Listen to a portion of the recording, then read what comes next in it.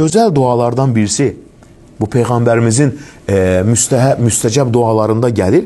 Yani bu dua da çok önemlidir. Bazen insanlar görürsen ki bu duanı az edirler ama bu dua çok əzəmətli bir dualardan birisidir. Deyir ki sahillerden birisi bu duanı dilimden düşürmedim. Rabbime həmd olsun.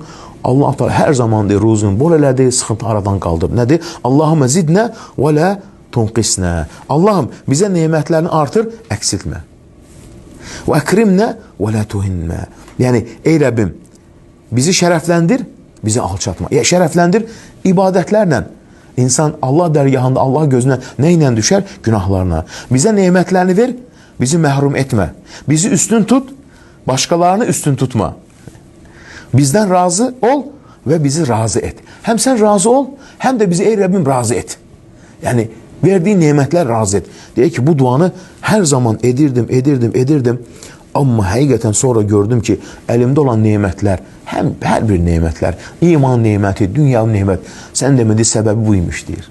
Şimdi diyecek Allahümme zidne, Allah'ım artır, ve la tunqisne, azaltma, eksiltme. Ekrimne, yani bize her zaman şərəfləndir, ikram eyle, ve la tuhinne, alçatma. Ve a'tine, bize nimetlerini ver, ve la tehrimne, mahrum etme. Ve athirne, bizi üstün tut, ve la tuthir aleyne, başkalarını bizden üstün tutma.